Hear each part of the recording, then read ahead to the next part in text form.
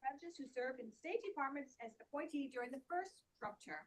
Moderating tonight's discussion is IOP Director Heidi Heitkamp and former Senator from North Dakota. We're going to take questions in the audience in person as well as on Zoom after we get through the moderated conversation. If you are on Zoom, feel free to use the Q&A function at any point during the event, and your questions may be selected. And as always, we will prioritize questions from students, so please introduce yourself before asking questions. And now, please join me in welcoming Senator Heidi Heitkamp and our panel. Well,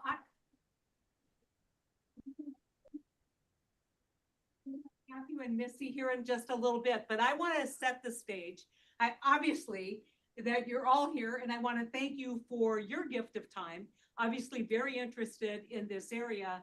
It's a unique time that we're in, and I think that's one thing we would all agree on, that this is a period of time where we are testing the boundaries of the separations of powers, testing the boundaries of federalism. And so we're here to talk about not just this issues, but also the issue of broader authority. And we'll probably transition at some point to what's happening right now with the use of the authority that the president might exercise as it relates to Iran. So I know that would be foremost on a lot of your mind.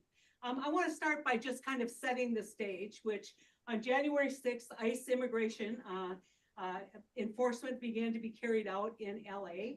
About 80 people were detained and 40 were arrested. State authorities were not notified before those actions were taken, but yet they responded, and protests broke out, and the county and city sent law enforcement to basically respond. That night in two sites, about 800 protesters threw concrete, they threw liquids and other objects at Federal Protective Services and were met with force from the LAPD. On June 7th, more immigration raids and more protests. Customs and Border Security were ordered to the scene. More disruptive and probably more violent behavior from the protesters, leading to the LAPD arresting 11 people. And by some accounts, the LAPD was able to bring the situation under control by 4 a.m. On that evening, on February 7th, President Trump issued a statement saying, to the extent, and this is important, because this is consistent with the language that he needed to invoke, to the extent the protests or acts of violence directly inhibit the execution of the laws, they constitute a form of rebellion against the authority of the government of the United States. He effectively federalized 2,000 California National Guard troops without the approval or without the knowledge of the governor. The president later in his Twitter, not in his official act, said he did this to liberate LA from the migrant invasion. Troops arrived, the National Guard arrived on the 8th, and ICE continued to conduct its immigration enforcement actions. Some people would say raids. On June 9th, Secretary Hegseth, upon the orders of the president, deployed, now this is important, another 2,000 National Guards men and women, and deployed 700 active duty Marines. Now, those are two things you need to keep separate as you think about this. The governor brought legal action alleging that the action of the president was without legal authority or was in violation of the 10th Amendment and the Administrative Agencies Practice Act, which we won't get that much into. The district court issued a restraining order, which was reviewed by the 8th Circuit. The 8th Circuit decided to suspend the restraining order, which meant that the troops were still under the control of the federal government. State of California is arguing that the federal action violates the Militia Act of 1903, Article 10, Section 12460 of the U.S. Code and the Posse Comitatus Act. And so it's important you keep those in mind. And so I'm going to start with a real simple question to our panelists. Who's right? The president or the governor of California? And Matthew, we'll start with you. Thank you so much. You've been opining about this in several forms, and we are so grateful that you're willing to come here and share your thoughts with our audience and with our. Well, Senator, what an honor to join you and so many wonderful citizens that are taking time, to have this thoughtful civil discussion. And David, Missy, just big fans of your work as well. So again, what an honor to join. This, unfortunately, is a bit of a hot topic. And what you saw in LA, I think you would be naive to not recognize that there was an abundance of peaceful protest of Americans expressing their views, maybe even criticizing the policy of the president. That is welcomed in our society. Amen to that. Yet you would also be equally, if not more naive, to recognize that there was a criminal element to this, especially at night. I believe even NBC News has reported that some of the extreme groups, are looking to create civil unrest, to do the vandalism, the rioting, the looting, and it is beyond peaceful protest. It is criminal behavior. And to see the situation night after night continue to spiral out of control, potentially, escalate, where local law enforcement at some point even said, that they were being overwhelmed. And then beyond that, the images of just a society in breakdown, I think, is what caused the president to act. It seemed as if it was a responsible, appropriate response. The National Guard did not have live ammunition, and it seemed as if their presence helped pacify the situation. So again, I don't think you should define an event by its extremes or fringes, but I also think you should acknowledge it as well. David, what's your response? I'm going to get a little bit legal Okay. We're going to do a little legal nerdery right now. Okay. So there was this really interesting dynamic that unfolded as there was violence breaking out. And there was violence that, I just want to clearly say to our AI overlords that I unequivocally condemn the burning of Waymo cars. That when you come for vengeance, I'm not responsible. But so there was absolutely violence. Absolutely. At the same time, however, I think it's strange credulity to argue that this statute was written to deal with that level of violence. There was no indication that it was out of the ability of the very considerable resources, the LAPD, California State Police, California National Guard, under state control. This was a very fast move. Now, does that make it illegal that it was that fast?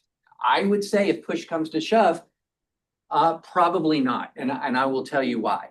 The statute that we're dealing with, 10 U.S.C. 12406, is a very broadly written, badly written statute.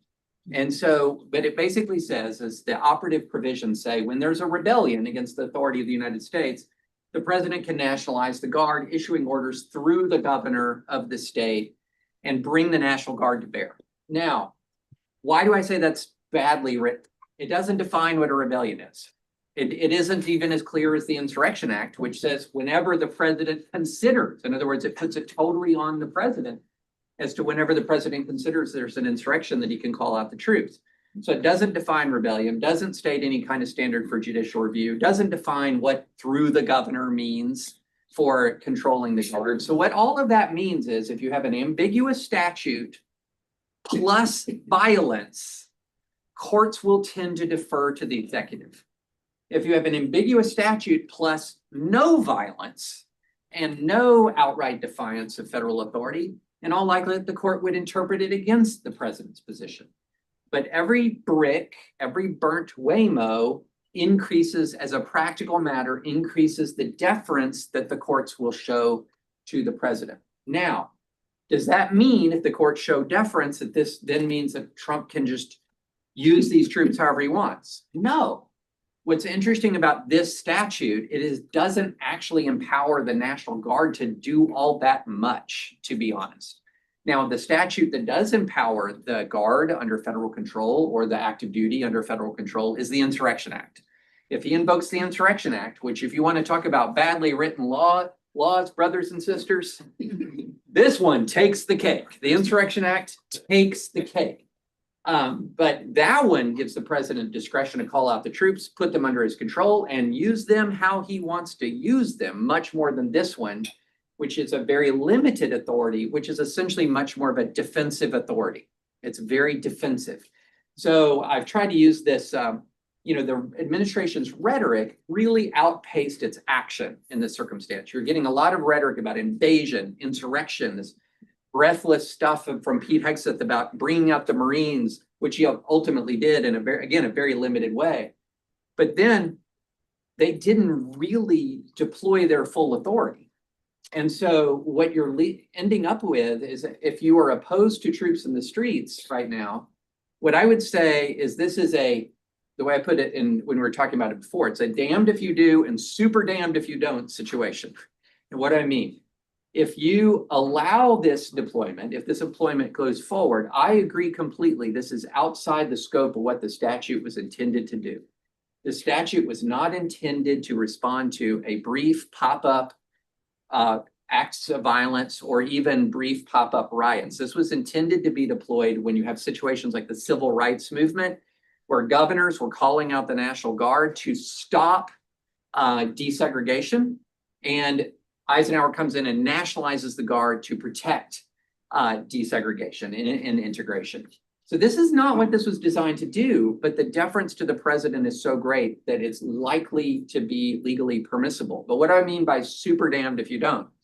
Well, let's suppose Governor Newsom takes this all the way to the Supreme Court. The Supreme Court says, nope, this isn't a rebellion. We don't defer to the president's interpretation of rebellion. Then what does President Trump, what card does he have to play? He just pulls out the Trump card of the Insurrection Act, which has almost no real ability of judicial review because it very clearly says whenever the president considers, it just puts it on the president and gives the president a lot more authority. So I think the bottom line here is, in my view, that political accountability is going to be the only real accountability in this scenario. Now, I say that without total confidence. Judge Breyer, little known fact, Judge Breyer is Justice Breyer's brother. Judge Breyer, who wrote the original district court opinion, very carefully made a very careful, compelling legal argument. It may prevail, but I think it probably won't. Because there was actual violence, I believe the courts will likely defer to the president's judgment. Yeah, and all of this is really significant as we look at the potential for ICE activity in other locations, including the city that we're sitting in. And so, it's really, I think, critical that we all understand kind of how the authority is being exercised and under what statutory authority. And we're going to nerd out because we're lawyers, but it is something that the public needs to understand, because if you're disturbed by what happened, then the question is, what is the fix? And if what David's saying is that the court is not necessarily going to make a judgment that maybe you agree with or disagree with, that you may in fact see, you may want to ask that next question. Well, I don't like this. How do you fix it? And I want to talk about the Marines and the Posse Comitatus Act. But Missy, give us your perspective on where you think this is right now and what you think is the lay of the land as it relates to what's happening in California. Oh, Missy, you're on mute. Sorry about that. I've been thinking about this as an indicator of how things have changed since Trump's first term in regards to the use of the U.S. military on domestic soil, and then, and then more generally.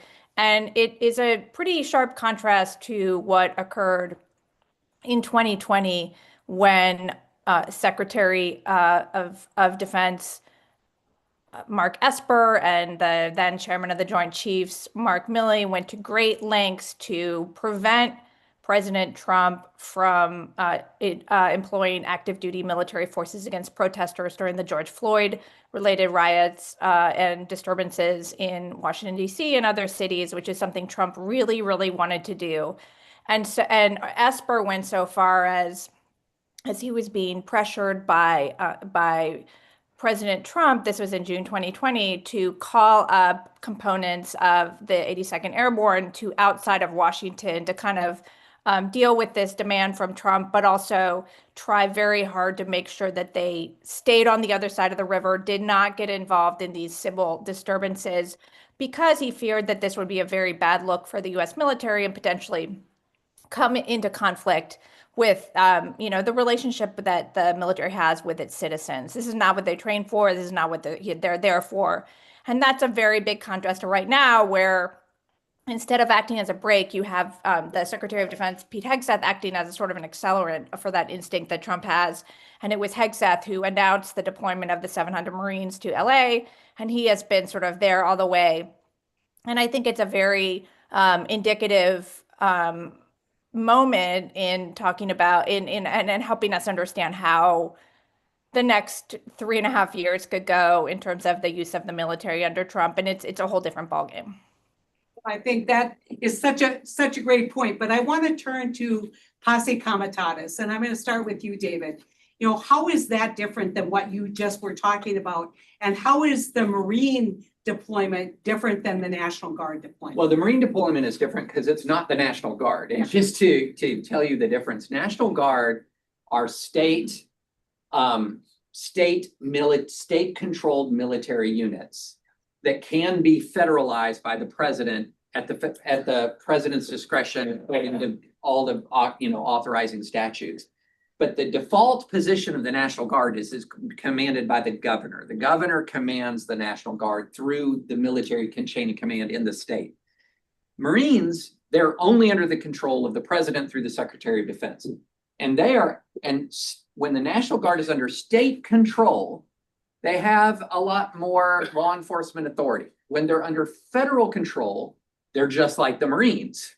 And under posse comitatus says, active duty U.S. troops cannot perform law enforcement functions in the U.S. They are barred by law from performing law enforcement functions. So this idea that you could mobilize the National Guard and send them on ICE raids to enforce immigration law, to have them conduct raids to arrest people who who've been alleged to participate in riots, that would all violate posse comitatus. However, if you invoke the Insurrection Act, that essentially puts the domestic American law enforcement environment on a war footing. It's essentially supposed to be like a wartime kind of authority, an authority when there has been a real near complete breakdown. The last time the Insurrection Act was invoked was during the LA riots, when the governor of California asked for federal troops. As a general matter, the way it should work is the state should go to the federal government and say, this is out of our control. We cannot control this anymore. We need your help. Ideally, that's the way that it should work. And so the question here is, by deploying the National Guard and federalizing the National Guard, did they violate posse comitatus? And the answer is, well, it depends. What are they doing? Okay, so if they're just defending, say, a federal facility from an armed attack or a violent attack, that's not violating posse comitatus. That's suppressing a rebellion. If they're going out and arresting people, if they're going out and enforcing, if they're engaging in civilian border enforcement, that's violating posse comitatus. And so you really have the administration, if it wants to really use the military to enforce domestic law, it's going to have to go the Insurrection Act route. And that's a giant escalation. And that's a giant escalation. This National Guard deployment is very much more limited. It's very much more purely defensive. And that's why I talked about, if you strike down this deployment, what comes next if Trump doesn't back away?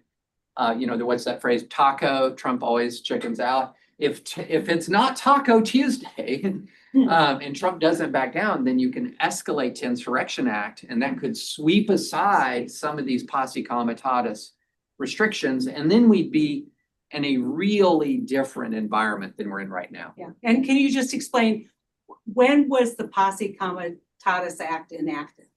Oh, I can't remember the exact year. Like when- 1803? Some Early 1800s. Yeah, Yeah, 1803, I think this it's goes- so I want to make that point, so you understand that this has been part of the fabric of that relationship of the military to our domestic enforcement for a long time. It is And part of our heritage. One super fast thing on that. It's also part of our tradition, and we've forgotten this because everyone in here was born World War II and after.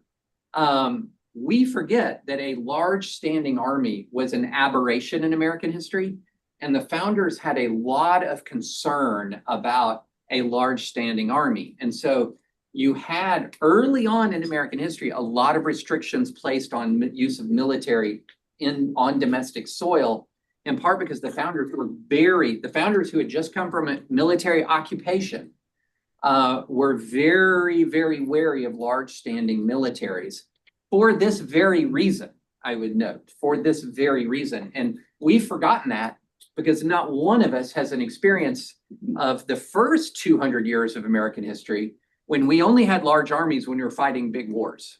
And then it would go down to nothing. It's one of the reasons why Germany poked the American eagle twice, is we had very small standing armies. They didn't think we were a factor. They didn't realize we could bulk up like on steroids really fast. And so that's part of this history, is this suspicion of big standing armies. So Matt, I want to turn to you and ask you about Posse Comitatus and whether your kind of reaction to what's happening right now would change if you saw active duty military performing law enforcement responsibilities. And when do you think that would be kind of appropriate to invoke something like the Insurrection Act? Yeah, great question, Senator. I think even Pete Hegseth has said something to the effect of, our military is trained to be lethal. And that is their job. Certainly the Marines, they are, America's warriors. So to see them, on display in a law enforcement capability within the continental U.S., is certainly troublesome. It would certainly have to be a very, very high threshold. But let's also remember, that this has been a response, right? So far, it has not been President Trump to take the first step in terms of deploying these. It has been, in a response to incidents, that are either out of control or appear to be out of control. We saw this last weekend. We saw ample protests. I also think it's very, very critical to make a distinction between peaceful, law-abiding protests and violent criminal behavior. One is enshrined in the fabric of our society, and the other, is more than problematic politically, judicially, and to make it that distinction. So to have, something of the Insurrection Act being called up, there is a possibility of that. It's no secret that the administration has thought about that with response to immigration. But Trump continues to both zig and zag when it comes to some of these immigration policies. At first, it was the worst first. Very, very difficult, even a political argument to defend that. Now you're looking at, expanding that policy that is open to fair criticism. In fact, the president kind of walked back some of that because of the agricultural sector. Yet now you're seeing some of the more hardliners, Stephen Miller, Kristi Noem, saying, no, we do need these mass deportations. So all important to be thinking about, but also recognize that thus far, this has been a response. And we saw LA. Again, we've talked about the National Guard, even Pete Hegseth and the Marines, yet we also saw this weekend, there was no further deployments or even talk of that. I want to channel maybe some of the thoughts in this room and say, but it also was being managed potentially by the LAPD, by the sheriff's office, by state authorities. And we see protests all the time that get out of hand, that get violent, without the president deploying, without the authority or without the conversation with the governor. Why is this so different? Why should we not be concerned about this escalating? With respect to LA, I would argue, we saw several nights of, again, abhorrent behavior, and we should not take this lightly. This is not, if you try to defend this, I think you're on the losing end of the argument. I think even local law enforcement at first said this is becoming too much. We saw clashes with law enforcement. We saw looting. We saw images night after night. And the notion, of LA, breaking down society, we saw, during the wildfires, that government could not govern efficiently. And again, I think Missy even mentioned, some of 2020. If the conversation is about immigration and protests, I think there's a legitimate conversation to be had.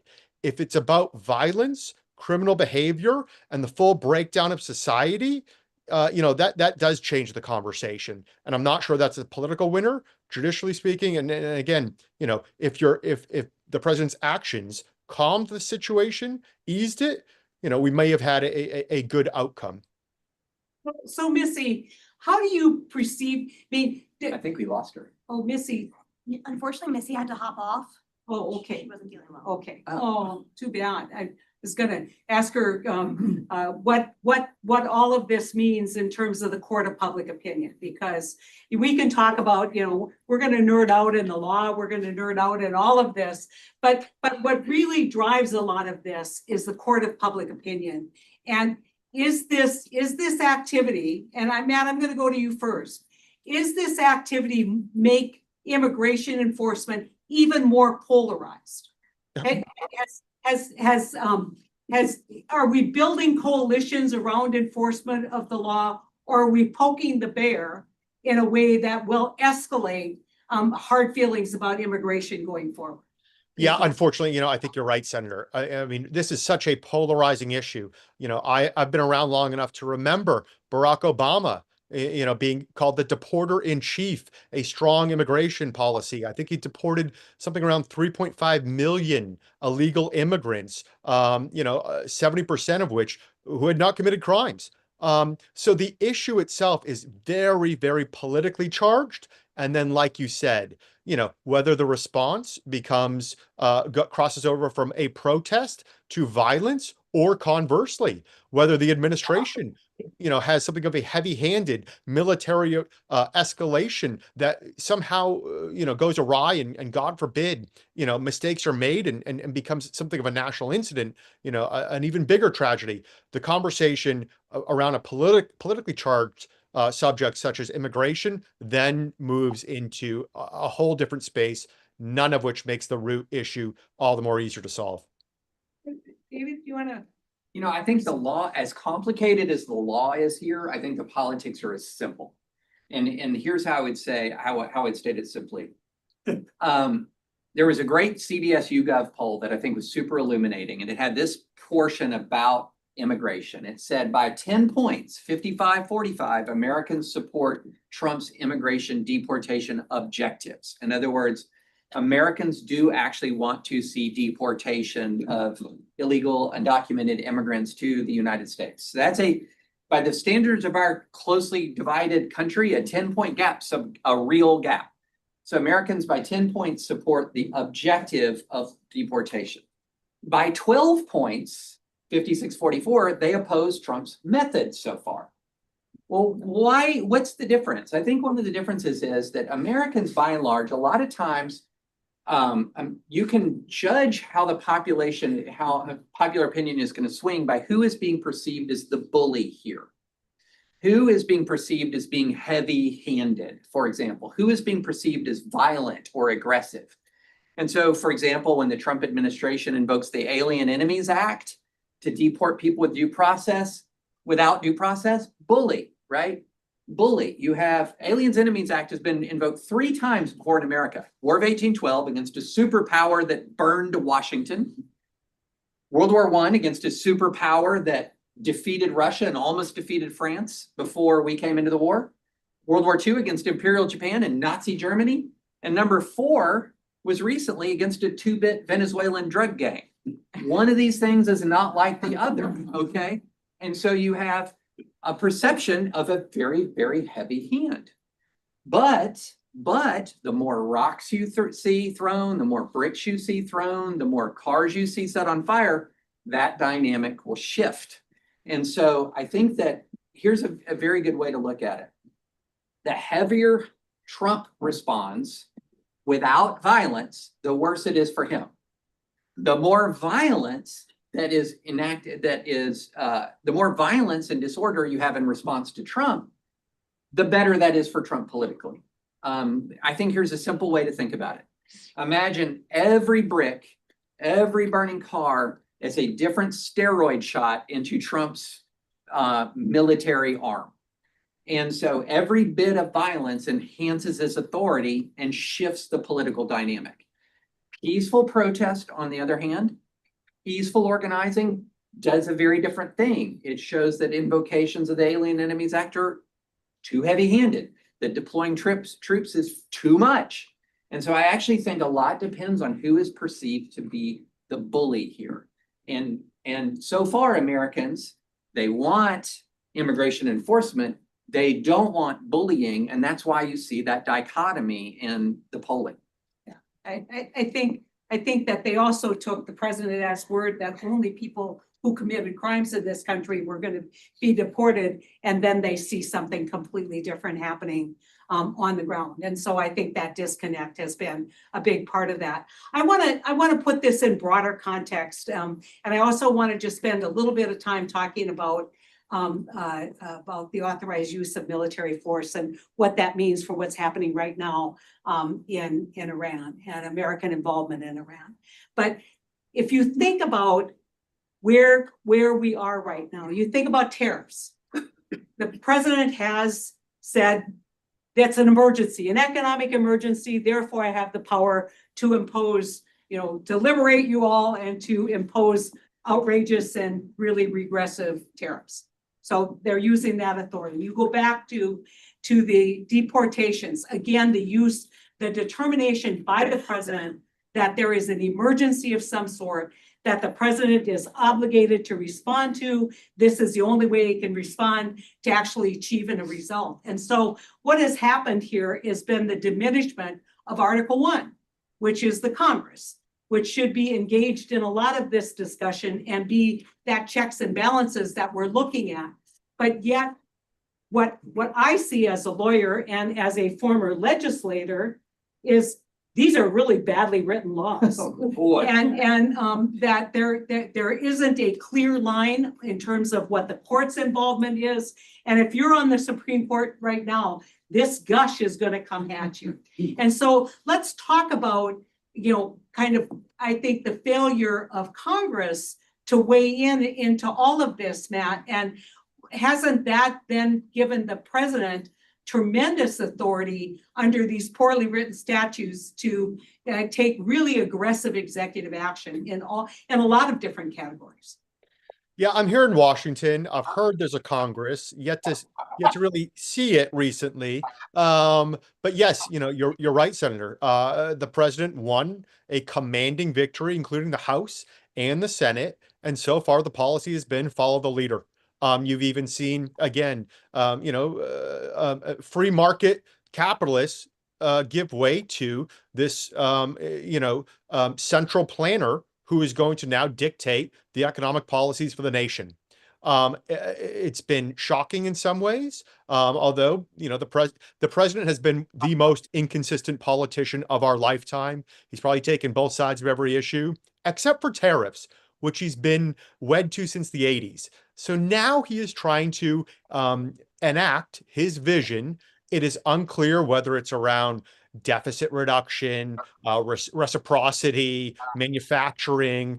It's been all over the place. Luckily, he's been forced to pump the brakes because of the bond markets. But again, what does Congress do? It is very hard to find anyone, even Democrats. I don't think they're going to be Milton Friedman now. A lot of these policies that Trump is enacting are coming from the left. Michael Moore. So it makes it all the more trickier politically speaking. And then if you are a Republican, I think there's certainly deference to a president who certainly won. Although we'll see how this plays out in a variety of ways, whether it's immigration, whether it's tariffs, foreign policy. Every president, Trump is not unique. Every president wants to test their presidential authority. You can ask Barack Obama and DACA. You can ask Joe Biden and student debt relief. This president will continue to press the boundaries, and Congress will do nothing until absolutely forced to, maybe. David.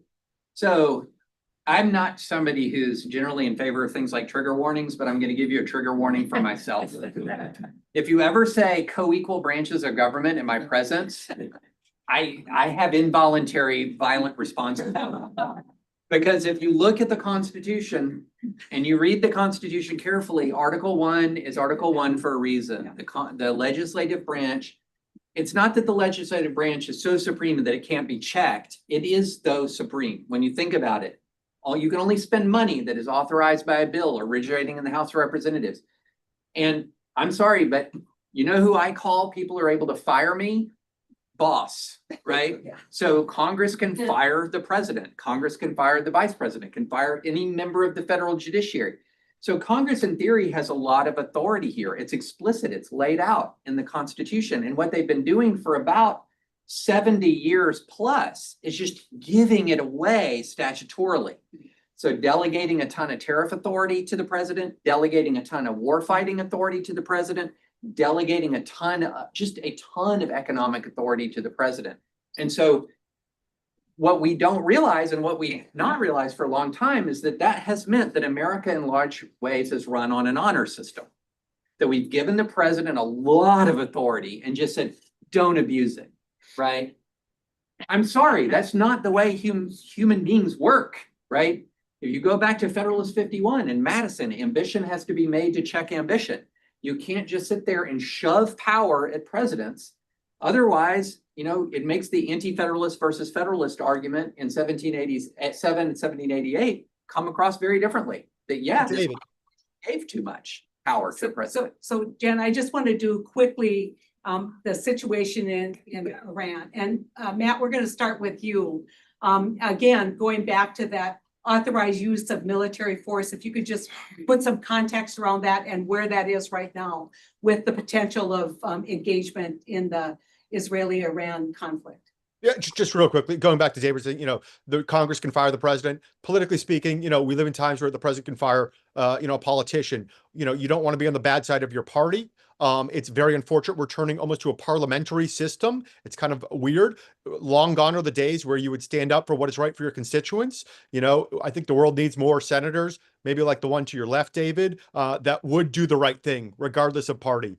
So just a soliloquy there. When it comes to the use of force, this is something that, by the end of this conversation, it might actually be a reality. War Powers Act, coming off of a post-Nixon presidency, the Congress really wanted to assert their power, but also gave some deference. And I can't remember if it's 60 or 90 days of military use. And then you need to go back to the Congress. It is Congress that can ultimately declare war. Again, after 9/11, war on what? I think we've been operating under this auspice of a war on terror going back to 9/11.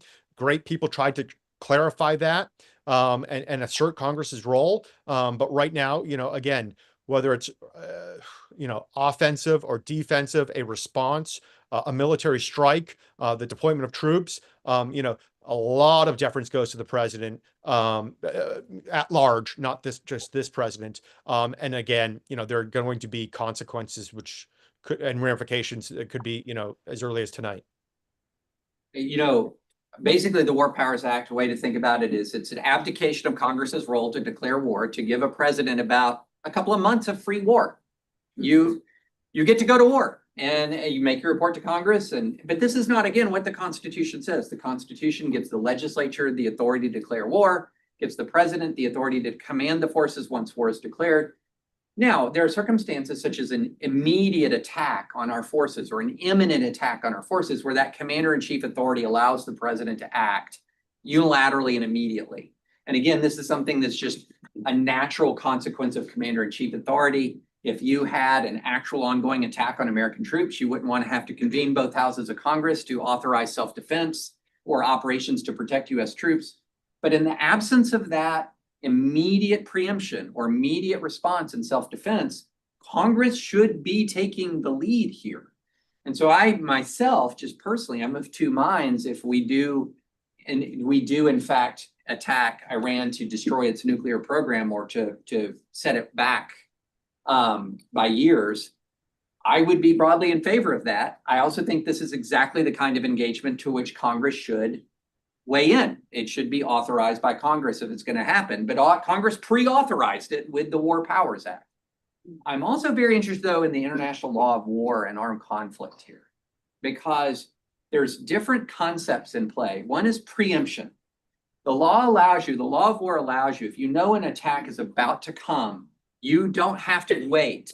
So, for example, we detected the Japanese Navy sailing towards Pearl Harbor. We could have attacked the Navy on its way to Pearl Harbor. That's preemption.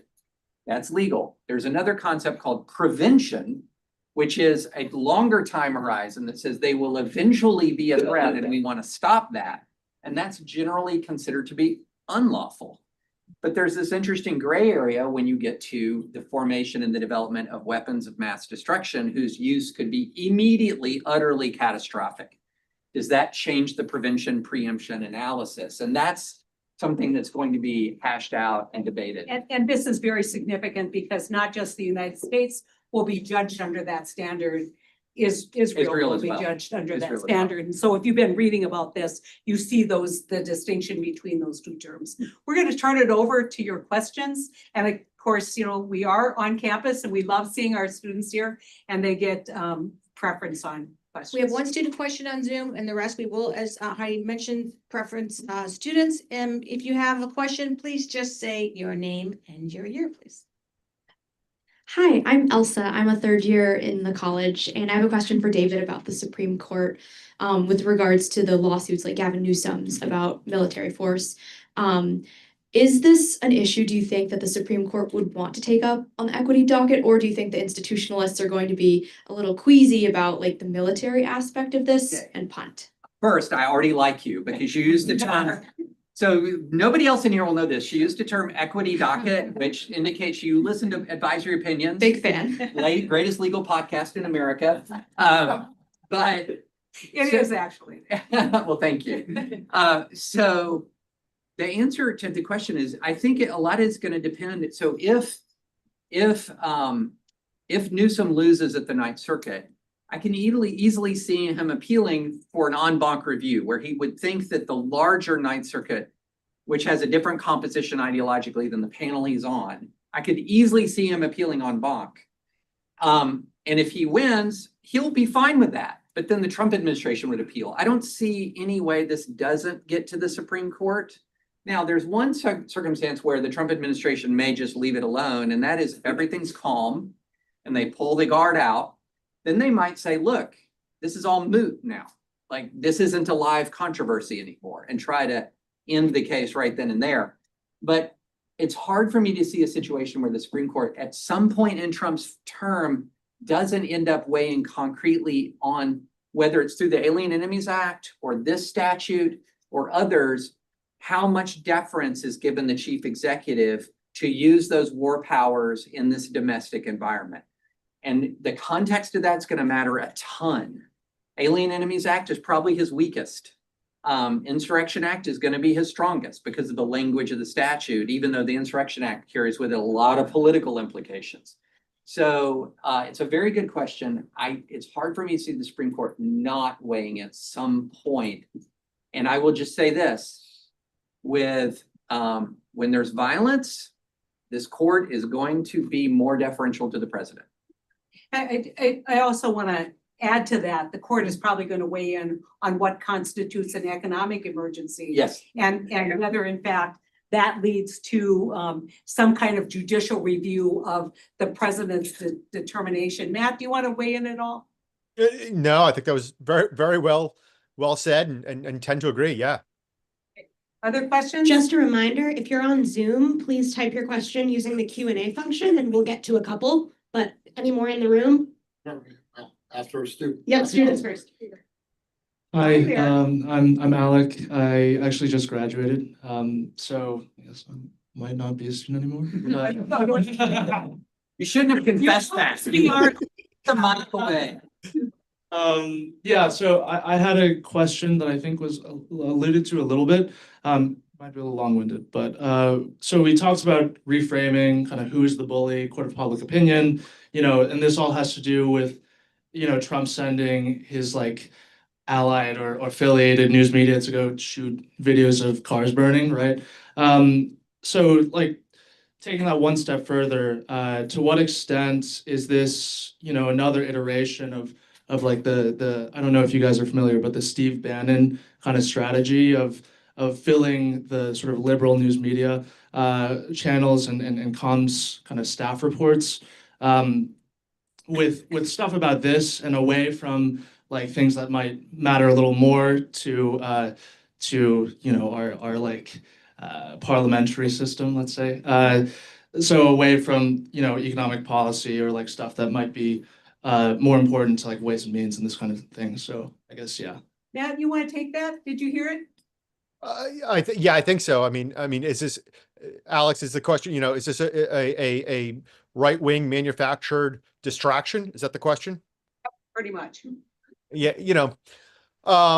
again, I think it's important to recognize reality on the whole and on the fringes as well. And let's remember the fringes do not define the whole, but it's also critical. And maybe what you said, Alex, might be true. We saw images coming out of LA that are just unfathomable for much of America that you saw. Yeah, and cable news, the mainstream media, if you will, covered it.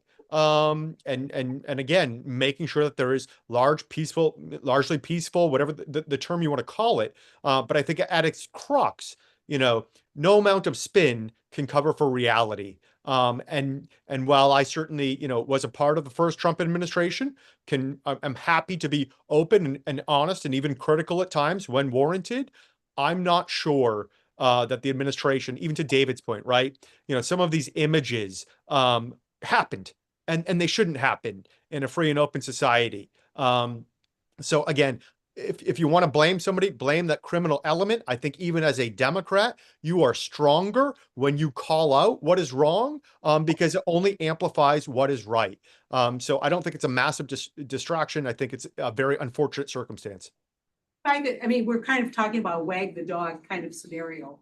You want to change the subject, but I would say that you can condemn that without believing that some of these authorities with the military need to be part of the reaction. So I think we just need to kind of separate that the horrific images and the inappropriate and violent behavior and the threat to federal law enforcement, which I worked with very closely when I was Attorney General, separate that from who should be dealing with it. I also think that I know that like a Newsmax or a Fox or whatever is going to really, I've seen the same 3 burning Waymo cars a lot. Okay. And so, but I will say this is not just a right-wing media thing. I mean, like media for a long time has understood where people's interests are. There's that old statement from local news, if it bleeds, it leads, right? And I can guarantee you the average American is more interested in fires than Federalist Papers. And so if you see the fires, you're less interested in the Federalist Papers. If you don't see the fires and you see the troops, then the dynamic starts to shift because this is like, wait, what is going on? And that's why if you're going to talk about like the No Kings protests over the weekend, there were some very isolated incidents, but what a wonderful expression of First Amendment values. 5 million people and estimated, you can't get 5 million people together for almost anything without some chaos happening. It was 5 million people with minimal chaos, with a concerted, peaceful message. That's where it's at. If there are fires, don't blame the media for videotaping the fires. Okay, so I'm just gonna say something, get me in trouble. That's because they were organized by women. Can we have questions? Yeah, I'm gonna take one, from an alumni on Zoom. Hi, good evening, Gabby Holly, College, 2016-2019, AD Navy. Like many other federal employees, service members are required to take an oath of office. In our oath, as well as many times in the UCMJ, we are directed to carry out lawful orders. Most service members have received little to no legal training on what an unlawful order might look like, let alone the kind of legal background to take on the issues you've been discussing this evening. What might you recommend to service members who have received or will receive orders to carry out questionable orders in domestic situations? That, Mr. Jag, attorney? Yeah, so this is a very interesting thing because it is absolutely the case that troops are bound by law to follow American law and the international law of armed conflict. This is part of the Uniform Code of Military Justice. If you are directed to violate the Uniform Code of Military Justice, you must refuse. However, that does not make the U.S. Army a army of 500,000 active duty barracks lawyers who get to decide in their own discretion whether or not a commander is violating the law. There are processes and procedures for registering disapproval going up through a chain of command. The absolute last resort is refusing to obey an order, okay? And that is a last resort reserved for something like, one of the things that I did when I was in Iraq was I ran detainee operations for my unit. I was with 2nd Squadron, 3rd Armored Cavalry Regiment. And if I had said to a young soldier, shoot that detainee, then absolutely he should say no. But if I said to that soldier, hey, can you put the detainee into this cell? And the young soldier walks around and looks and says, I don't think this cell meets the standards under the Geneva Conventions, and so I'm not going to do that. No. So the default answer is you obey, unless you are crossing very bright lines. But if you have discomfort, then there are processes for registering discomfort and for registering objection. And and a lot of young soldiers are trained in those processes involving inspectors general, involving, most commanders have open door policies. Even you can jump the chain in extreme circumstances.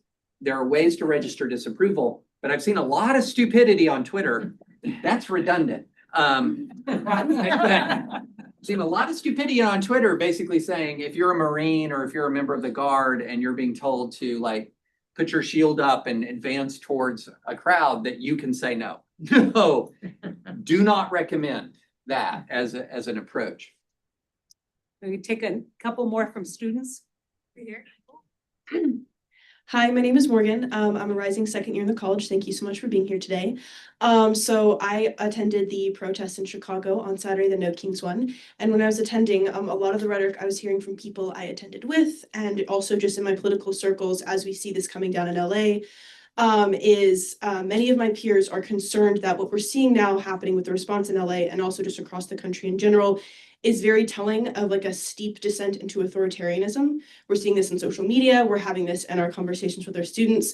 So my question is very broad and not as using as many cool words as Elsa's question. But I just wanted to pitch to all of our speakers here today. Do you see that trend? Does it concern you? And if so, what specific actions do you want American citizens to take right now to prevent that if you see it as a problem? It's a great question. Matt, you want to take that first? Did you hear it? I did, and what a great question. Yes and no, right? Donald Trump is a rare bird in American politics. And I think it's very important that if you are if you have legitimate criticisms, you are able to express that. And there are a variety of issues, from the economic to immigration. I worked at a program called PEPFAR. This was the U.S. program to save lives in Africa. It's been my life's work. That's what I did at the Trump State Department, and that program has been decimated in Trump too. Very angry myself. Yet we also need to recognize that yes, there's a lot of angst in the street, but the most important one, was that vote in November, right?